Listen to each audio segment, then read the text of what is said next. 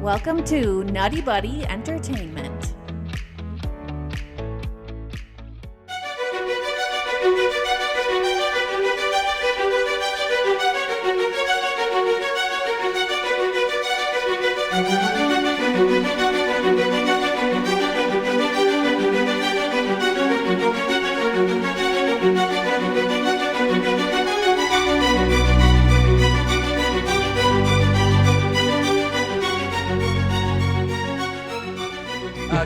Chris, what's your first ugly?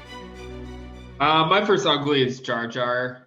Like, I mean, it's truly like the most ill-conceived, poorly executed, poorly made character, like possibly in movie history. Everything, like it's a cliche to bag on Jar Jar, but like it really can't be overstated enough, like how bad he is. I was screaming for mercy every Jar Jar scene, every line. There's many attempts. There's like scenes where they have like a serious conversation, and there should be like pathos, and then he undercuts it with like Jar Jar just like goofing around or bumbling around in the background. Like, the "Are you an angel" scene? Like, it's not a very good scene, but at least it's like trying to do something or like set up something, and then it ends with Jar Jar like bumbling around with the droids or whatever. And it's like, I know it's kind of not too dissimilar from my complaints with a lot of like the humor in Marvel movies where they have like an interesting scene and then it's like, we got to have a joke at the end. We got to keep it light. We got to have a joke. And this is kind of like the same thing. It's like, we have a normal scene and it's like, oh, Jar Jar is going to make a funny at the end so the kids don't get bored. There's two, within like 10 minutes, there's two, I shouldn't say that, maybe a little longer than that, but there's two poop jokes with Jar Jar. When he walks into the city and he steps in a pile of poop and he goes, "Icky, icky, goo." And then he's setting up the pod racer. You didn't like that, Chris? No, I did not. They're setting up the pod racer and the really gross looking flesh monster or horse, whatever, farts in his face. I was screaming. It was so bad.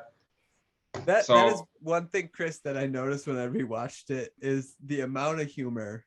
I didn't realize like how much it was. Like, I think Travis, I think you were the one that mentioned it. Like, it went over the top a lot. Like, it was fine to have. Yeah, it's fine to have a comedic relief, especially like it's a kids movie or whatever, but it's also like not good when you're undermining your own scenes constantly. So yeah, I agree with that for sure.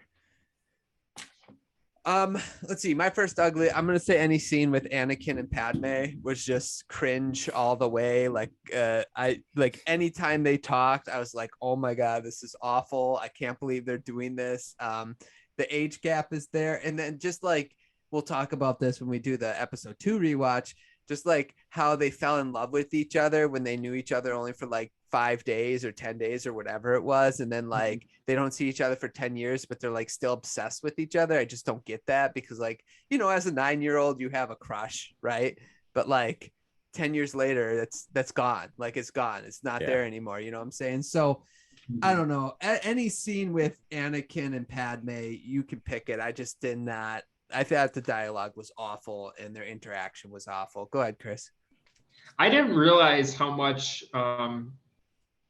there's kind of a weird shift in tone with this where she's like really nice to Padme and then she's like complaining to Qui-Gon, like, you shouldn't be doing this with this kid. Why are we putting our hopes on this kid? And like she's complaining about him the whole time.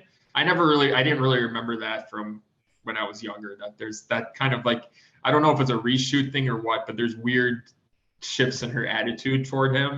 You've never won a race? You've never even finished? That's a line. Not exactly. No?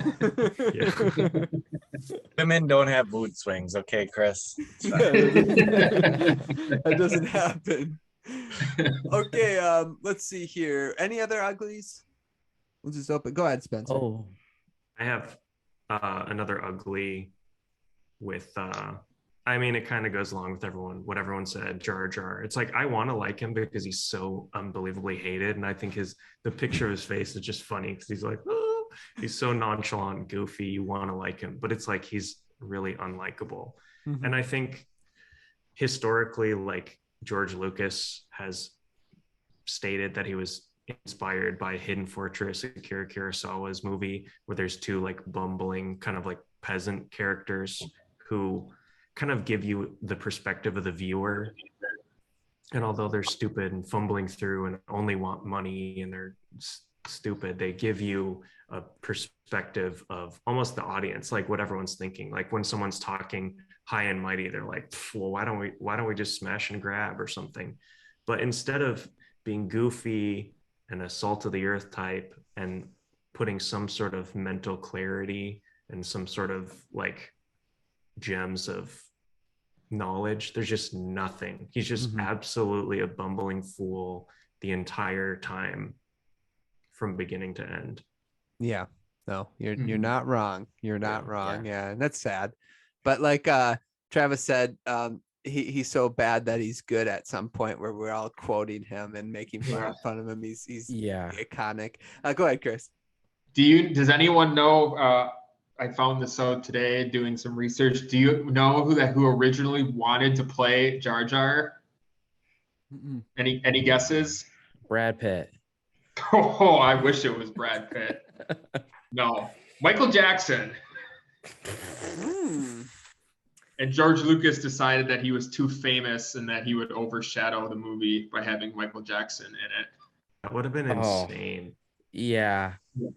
Didn't Michael Jackson play Scarecrow in what movie? Okay. That's basically that. Yeah, that's basically him doing that, and it's like I would say I think the Gungan race is one of the worst in Star Wars, period. I have them as an ugly as well. They're just annoying. Same. Yeah, I could not stand the Gungans.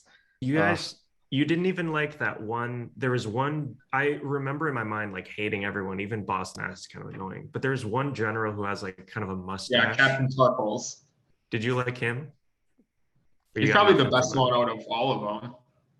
The guy I thought it was kind of cool, especially this watch. I'm like, yo, there's one that's kind of cool. Spencer, it's relative though, right? Like you're comparing him to the other Gungans, so you're like, oh, actually that guy's cool. But if he would just be on his own, he probably wouldn't be that cool, maybe. But you finally get some sort of like glimpse into, okay, this is like an actual culture. It's not just like, it's like this is Jar Jar's kind of the village idiot, and there's like some sort of logic going on here. It's fair.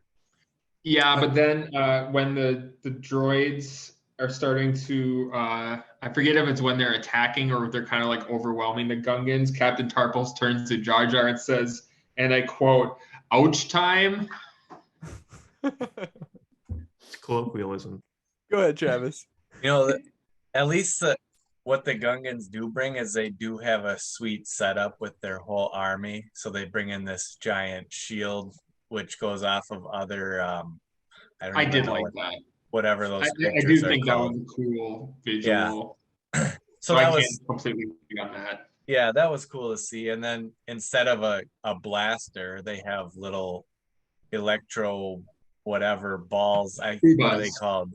Yeah.